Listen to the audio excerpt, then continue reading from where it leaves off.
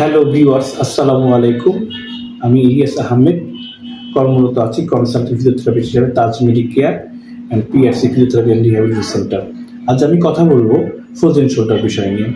Frozen shoulder আমাদের এমন একটি সমস্যা যেটা আমাদের কাঁধকে শক্ত করে ফেলে এবং আমাদের মুভমেন্ট নাড়াচাড়াকে রেস্ট্রিক্টেড করে ফেলে, যাতে আমরা মুভমেন্ট হাত উঠা নামা বা পিছনে নেওয়াটাকে অনেক কষ্টদায়ক করে ফেলে। এই সমস্যা বিভিন্ন কারণে হয়ে থাকে, যেমন কোনো পেশেন্টের যদি আন্ডারলাইন ডিজিজ যেমন ডায়াবেটিস থাকে বা রোড ট্রাফিক অ্যাক্সিডেন্ট বা আঘাতজনিত সমস্যার কারণে এই সমস্যা হয়ে থাকে। এই সমস্যার সমাধান হলো আমরা মেডিসিন অথবা ফিজিওথেরাপির মাধ্যমে আমরা পেশেন্টকে প্রথমে ডায়াগনোসিস করি এবং অ্যাসেসমেন্টের মাধ্যমে তার রোগটাকে নির্ণয় করে এবং আমরা একটা প্রপার ফিজিওথেরাপি ট্রিটমেন্ট প্ল্যান তৈরি করি। এবং আমরা এখানে ফিজিওথেরাপির মাধ্যমে তাকে বিভিন্ন ম্যানুয়াল থেরাপি এবং ইলেকট্রোমোডালিটিস দিয়ে পেইন কমিয়ে আমরা তাকে স্বাভাবিক অবস্থায় ফিরিয়ে নিয়ে আসি। ধন্যবাদ।